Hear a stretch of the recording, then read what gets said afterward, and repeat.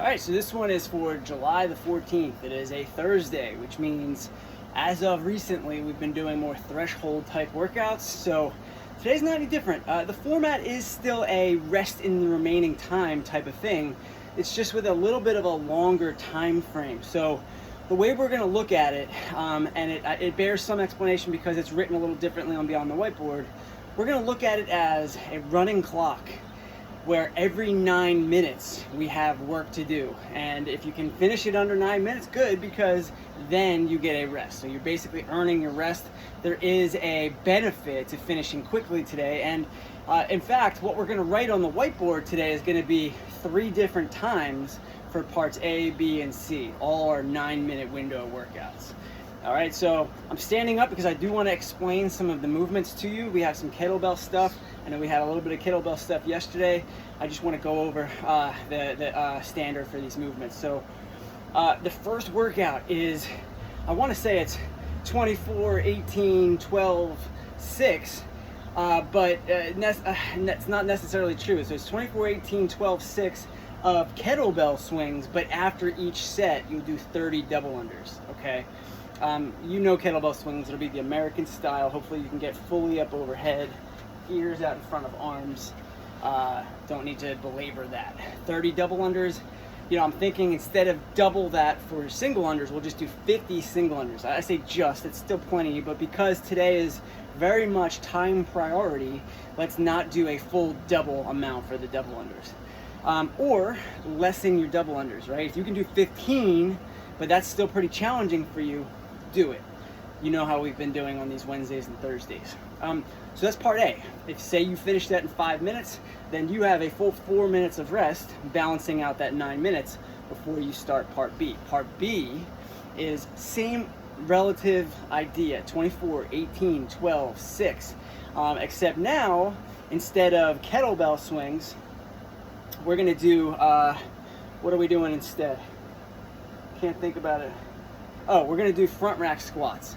That's with a kettlebell, single arm. So while it's 24, 18, 12, and 6, I want you to split the work on a per arm basis. So in the set of 24, do 12 on your right, 12 on the left. You can split it up however you want.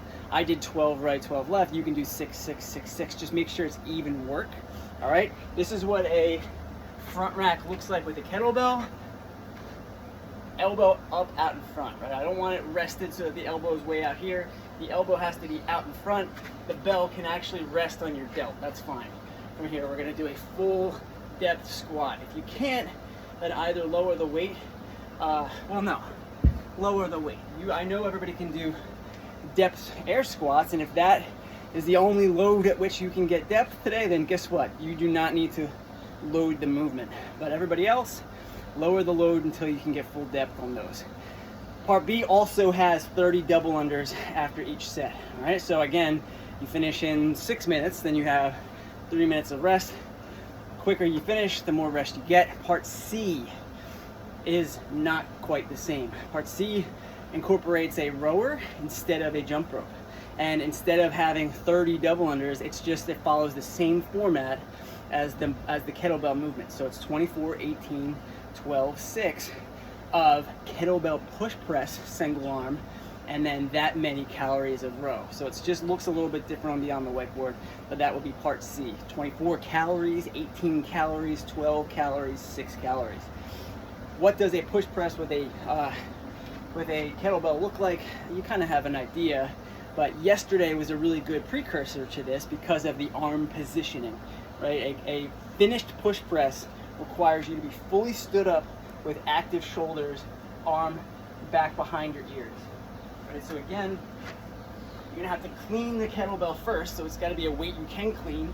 And then the dumbbell or the kettlebell can sit like this if you want it to, whatever you're comfortable with. I kinda like it hanging back behind my delt, but then I'm gonna dip, chest out or chest up, knees out, and then drive. From the side, this is what I should look like. Together, stringing multiples together.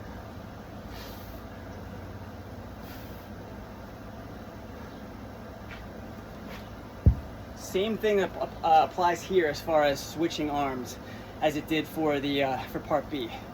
I want you to get even work between the two arms, but not necessarily, or definitely not alternating. 12 on the right, 12 on the left, 9 on the right, 9 on the left, whatever you have to do to break it up, and also still challenge yourself a little bit. As far as formatting is concerned, I mentioned already, it is broken into 3 separate workouts on Beyond the Whiteboard: Part A, Part B, Part C. So your coach is going to be responsible for making sure that the clock is running and that you understand the format with regard to the 9 minutes. And then the other thing to keep in mind is, because it's written as 3 different workouts, we might as well score it as 3 different workouts. So the score on the whiteboard today will be Part A time, Part B time, Part C time. And just so you know, this should make sense to you, but Part C is going to take the longest because it has the row. And I'll also throw this in. I want this done on 9-minute running clocks. However, if Part C is taking you longer than 9 minutes, just keep going, right? Part C is the only workout today that applies to. Anything else, you can't keep going because you got to start the next WOD.